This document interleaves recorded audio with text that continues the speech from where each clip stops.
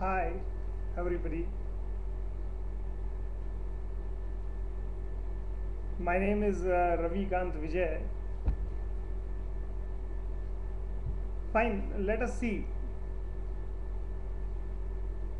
I will like to talk to you in Hindi today basically.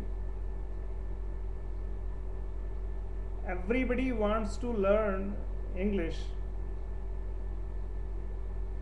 बिल्कुल सही है. हम सभी लोग देखिए इंग्लिश सीखना चाहते हैं, लेकिन सबसे बड़ी जो प्रॉब्लम हमारे सामने है वो ये है कि इंग्लिश सीखने के लिए क्या तरीका हमको अपनाना चाहिए. आज हम सभी लोग इंग्लिश की बात कर रहे हैं और ये बिल्कुल भी मना नहीं कर सकते हैं हम लोग कि इंग्लिश एक हमारे लिए बहुत ज़रूरी भाषा बन गई है और इसको सीखने के लिए हमको कुछ अलग एटीट्यूड चाहिए.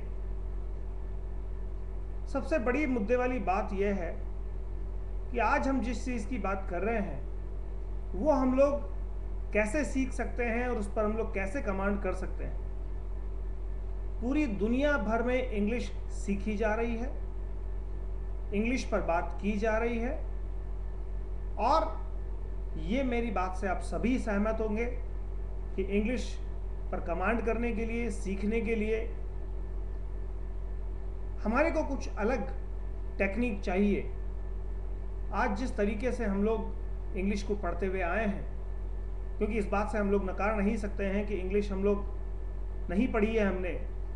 अगर किसी बच्चे ने अगर 12 क्लास पास करी है तो उसने 12 साल इंग्लिश पढ़ी. इन 12 सालों में उसके पीछे एक ही बात रही है कि उसने इंग्लिश को सिर्फ और सिर्फ लिखने के हिसाब से सीखा है, बोलने के हिसाब से नहीं. अब चूंकि आज बारी बोलने की आ रही है तो हमारे लिए ये जानना बहुत ज़रूरी हो गया है कि इंग्लिश पर हमारा कमांड कैसे किया जा सकता है, किस तरीके से हम लोग इंग्लिश सीख सकते हैं. और यहाँ पर एक बात और जोड़ना ज़रूरी है कि इंग्लिश पर कमांड भी ज़रूरी है और कंट्रोल भी ज़रूरी है. बिना कमांड और कंट्रोल के अगर लैंग्वेज बोली जाएगी तो वो लैंग्वेज जिस तरह से आबाद कर सकती है उसी तरह से अगर बर्बाद भी कर सकती है. इसलिए सबसे पहले ये जानना हमारे लिए ज़रूरी है कि इस भाषा पर हम लोग किस तरीके से अपना कमांड कर सकते हैं. ठीक उसी तरीके से जिस तरीके से आपने हिंदी सीखी है, पूरे संसार में कहीं भी चले जाइए, इंग्लिश या और भी कोई लैंग्वेज एक ही तरीके से सीखी जा सकती है. जिस तरीके से हमने हिंदी पर अपना कमांड किया है उसी तरीके से हम इंग्लिश पर अपना कमांड कर सकते हैं. तो आइए सबसे पहले हम ये जान लें कि हमने हिंदी पर अपना कमांड कैसे किया है. उसके लिए हमको सबसे पहले बचपन की सैर करनी पड़ेगी, बचपन की यात्रा करनी पड़ेगी. तो अपने आप को ले जाइए बचपन में और याद करिए वो साल जिस साल में आपका जन्म हो. भूल जाइए कुछ देर के लिए इस कंप्यूटर को, इस लैपटॉप को. भूल जाइए कुछ देर के लिए कि आप अभी मेरी बात सुन रहे हैं और याद करिए वो दिन जिस दिन आपका जन्म हुआ. याद करिए वो तारीख, जिस तारीख में आपका जन्म हुआ. याद करिए वो महीना कौन सा था. याद करें वो क्या समय था. याद करें आपका जन्म कहाँ हुआ था, हॉस्पिटल में हुआ था कि घर हुआ था. मान लीजिए आपका जन्म किसी हॉस्पिटल में हुआ है, माँ के बगल में आप लेटे हुए हैं, एक नया मेहमान इस धरती पर आया है, चारों तरफ खुशियों का माहौल है, सब लोग खुशियां मना रहे हैं, टेलीफोन की घंटियां बज रही है, लोग बधाइयां दे रहे हैं, आपसे मिलने हॉस्पिटल में आते हैं, आपसे बात करते हैं, आपस में बातें करते हैं आपकी मदर से बातें करते हैं, वो बातें हमारे कानों में जाती है। हम बचपन से बहरे नहीं हैं। भगवान ने हमको 2 कान दिए हैं सुनने के लिए, एक कान सुनने और दूसरा निकालने के लिए बिल्कुल भी नहीं दिया। ये दोनों कान अच्छी बातों को सुनने के लिए दिए हैं। इस दुनिया में अच्छी बातों को सुनना है, और हमारे कानों में वो आवाज गई। लेकिन एक जब बच्चा पैदा होता है, आप खुद देखिए आप क्या सीखकर पैदा हुए थे। आपको बोलना तो छोड़िए, करवट बदलना भी नहीं आता था। करवट बदलना छोड़िए, देखना भी नहीं आता था। एक बच्चा जब पैदा होता है, उसकी नजरें टिकती नहीं, वो देखना नहीं जानता है कि किस तरीके से देखा जाता है। धीरे धीरे धीरे आप सब सीख गए। ये धरती हमारी कर्मभूमि है। इस धरती पर हमने जन्म लिया है। जो कुछ आपने सीखा है वो आज इसी धरती पर सीखा है। इसी तरह से इंग्लिश को भी आप इसी धरती पर सीख सकते हैं। ये लैंग्वेज हिंदी जो आप बोलते हुए आए हैं, उसको सबसे पहले आपने सुना है, उस बच्चे ने सुना है। पैदा हुए हैं आप और आपने हिंदी को सुना है। भगवान ने 2 कान दिए हैं आपको, एक कान सुनने और दूसरा निकालने के लिए बिल्कुल भी नहीं दिया है। लोग बातें करते हैं, हमसे बातें करते हैं, हमारी मदर से बातें करते हैं, हम उसको सुनते हैं। वो दोनों कानों से हम सुनते हैं, लेकिन हमको समझ में कुछ नहीं आता है, क्योंकि एक बच्चा जब पैदा होता है तो कुछ नहीं जानता है। आप भी कुछ नहीं जानते थे जब पैदा हुए। वो बातें ठीक उसी तरह से हमारे कानों में जाती है जिस तरीके से आज मंदिर से एक आती हुई घंटी की आवाज़ जो होती है वो आपके कानों में जाती है। तो क्या आप बता सकते हैं कि वो आपसे क्या कह रही है? बिल्कुल नहीं बता सकते हैं। वही आवाज़ हमारे जब कानों में गई, जब हम पैदा हुए, लोग हम बातें करते थे, लेकिन वो हमको समझ में नहीं आती थी कि वो क्या कह रहे हैं। वो एक साउंड थी। आज जो मैं बोल रहा हूं आपको समझ में आ रहा है, वो वॉइस है। यहीं से हमारी शुरुआत हुई। हमारी सबसे बड़ी कमजोरी हमारे कान है। हमने कभी इंग्लिश को सुना ही नहीं। पढ़ा तो है, लिखा तो है, और इसी तरह से, इसी वजह से आज इंग्लिश बोलने में हमको प्रॉब्लम आ रही है। 1 दिन, 2 दिन, 3 दिन, 4 दिन समय निकलता जाता है, हम बड़े होते जाते हैं। Time passes very soon to all. हमारे को देखने की आदत बनी। लोग बराबर से हमसे मिलते आते रहे हॉस्पिटल में, हम बातें सुनते रहे, समझ में आए नहीं आए उससे कोई फर्क नहीं पड़ता है। इंग्लिश को सबसे पहले सुनना चाहिए। उन दोनों कानों से सुनना जरूरी है। वो 2 कान जो भगवान ने हमको दिए हैं, उनसे सुनना जरूरी है। हमारी सबसे बड़ी कमजोरी यही रही है कि हमने इंग्लिश को सुना नहीं। और इट्स अ फैक्ट, जो सुनना नहीं जानता है वो बोलना भी नहीं सीख सकता है। एक बच्चा जो बचपन से बहरा है, उसको बोलना भी नहीं आ सकता है, वो हिंदी भी नहीं बोलना सीख सकता है। आज हमारी खुशकिस्मती यही है कि भगवान ने हमको 2 कान दिए हैं। इन्हीं दोनों कानों से हिंदी को हमने सुना है। धीरे धीरे करते समय निकलता गया। हमारे समझ में आए कि नहीं आए, लेकिन उन दोनों कानों से हमने हिंदी को सुना है। ठीक इसी तरह से इंग्लिश को सुनना है। जहाँ से भी इंग्लिश की आवाज़ आए, चाहे वो रेडियो हो, चाहे टेलीविज़न हो, चाहे मूवी हो, चाहे 2 लोग आपस में बातें करते हो, हर बात को आपको सुनना है। धीरे धीरे धीरे समय निकलता गया, आप घर आ गए।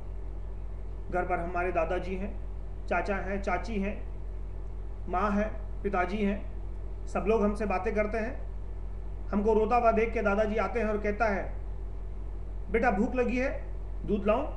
दादाजी को क्या पता नहीं है कि बच्चा बातें करना नहीं जानता है, फिर भी दादाजी हमसे बात करते हैं।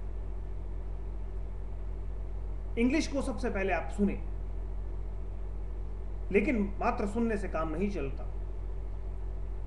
धीरे धीरे बच्चा बड़ा होता रहा, सुनता रहा, बातें कानों में जाती रही। क्या आपने कभी सोचा है कि आपने किस क्लास में पढ़ा है कि पापा किसे कहते हैं? आपको किसने बताया कि पिताजी क्या होते हैं? आप जब पैदा हुए थे ये नहीं जानते थे कि पापा कौन होते हैं। एक आदमी शाम को घर आया, शाम का समय है, माँ ने इशारा किया, बेटा पापा आ गए। बच्चा चूंकि देखने लगा है, आंखें टिकने लगी है, पलट के देखा एक आदमी आ रहा है। उसको पता नहीं पापा कौन होते, सिर्फ उसके कानों में आवाज गई और इशारे से उसने देखा। दूसरे दिन भी वही हुआ, एक आदमी शाम को घर आया, माँ ने कहा बेटा पापा आ गए। दिन निकलते गए। एक दिन शाम को वही व्यक्ति घर आया और बच्चा खुश हुआ और देख के चिल्लाया, हा हा। बच्चे के कानों में वो आवाज गई। बच्चे ने तुरंत पता कर लिया कि मैंने जो बोला है और माँ ने जो बोला है उसमें फर्क है। बच्चे ने, उसको समझ में आ गया कि कहीं ना कहीं कुछ गड़बड़ जरूर है। दूसरे दिन, अगले दिन वही आदमी घर आया, माँ ने फिर कहा बेटा पापा आ गए। बच्चे ने माँ के होठों की तरफ देखा, बच्चे ने माँ के चेहरे की तरफ देखा, तब जाके बच्चे को लगा, उसको पता लगा कि पै बोलने के लिए होठों को मिलाना जरूरी है। यह आपने किसी स्कूल में नहीं पढ़ा, यह आपने किसी कॉलेज में नहीं पढ़ा, आपको किसी ने नहीं सिखाया है कि पै बोलने के लिए होठों को मिलाया जाना जरूरी है। यह आपने अपने आप सीखा है। बच्चे में, सब में एक अपनी सीखने की इच्छा होती है। और अगले दिन फिर वो आदमी घर आया तो बच्चा खुशी के मारे चिल्लाया पै। उससे ज्यादा वो नहीं बोल पाया। लेकिन अगर आप पूछिए सच में, तो संसार में उससे सबसे खुशकिस्मत अगर कोई बच्चा है उस दिन, तो वो बच्चा है जिसने पहली बार पै बोला। इतना खुश होता है, इतना खुश होता है, सारी चीजें दुनिया की उसके लिए पै बन जाती। सब लोग इतना मिल जाते हैं कि दादाजी भी अब तो बच्चे को रोता हुआ देख के यही कहते हैं, बेटा पै लाऊं। यहीं से हमारी शुरुआत हुई। आपको भी इतना ही खुश होना चाहिए। अगर एक वर्ड या एक सेंटेंस नया सीखा है तो आपको बेहद खुशी होनी चाहिए। इतनी खुशी जितनी उस बच्चे को उस दिन होती है जब उसने पहली बार पै बोला है। दिन में 150-200 बार पै पै पै पै बोलता रहता है। इतनी ही खुशी हमको भी होनी चाहिए। अगर हमने पहली बार कोई शब्द सीखा है, कोई सेंटेंस सीखा है, तो उसको दिन में 150 बार भी बोलना पड़े तो बोलना चाहिए। और पै से बन गया पा, और पा से बन गया पापा, और उसके बाद शब्दों की झड़ी लग गई। यही हमारी सीखने की प्रक्रिया रही। हमको सबसे पहले इंग्लिश को सुनना है, लेकिन कान कभी बोलते नहीं है। सुनने के बाद उसको बोल के देखना है कि वो कैसे बोला जाता है, और इतनी बार बोलना है कि अगर 150-200 बार भी बोलना पड़े तो बोलना चाहिए, जब तक कि हमारे स्पीच ऑर्गन्स का, उसको हम पता नहीं लग जाए, स्पीच ऑर्गन्स हमारे उसके लिए कंफर्टेबल नहीं हो जाए कि इंग्लिश कैसे बोली जाती है, तब तक हमको बोलना चाहिए।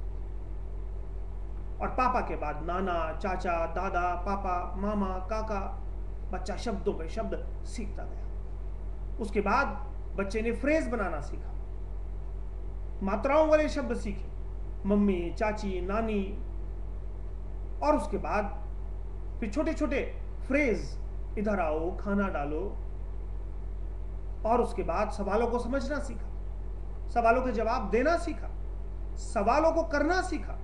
और जब पता लग गया माँ बाप को कि हाँ अब ये बच्चा हिंदी बोल सकता है, अपने भावनाओं को बता सकता है, तब जाके माँ बाप ने स्कूल में भेजना चालू किया। क्या उम्र थी वो? 2.5 साल, 3 साल। क्या हम मान ले कि 3 साल, 2.5 साल का बच्चा हिंदी बोलने लग जाता है? 3 साल से पहले कितनी बार आपने ग्रामर का पाठ पढ़ा है? कितनी बार टेंस का पाठ पढ़ा है? जवाब है नहीं। जिस तरीके से हिंदी को बोलने के लिए ना तो ग्रामर को रटने की जरूरत है, ना ही टेंस पढ़ने की जरूरत है, उसी तरह से इंग्लिश को भी बोलने के लिए ना तो ग्रामर की जरूरत है और ना टेंस की जरूरत है। इंग्लिश को बोलने के लिए सबसे पहले सुनने की जरूरत है, जुबान हिलाने की जरूरत है, और प्रैक्टिस की जरूरत है। और यही इसके पीछे एक कारण है कि हम इंग्लिश क्यों नहीं बोल पाते हैं, क्योंकि हमने इंग्लिश को सुना नहीं। मेरी बात मान लीजिए, और इंग्लिश पर आपका कमांड होगा, आपका कंट्रोल होगा। या आर के विजय का आपसे वादा है। Have a nice day.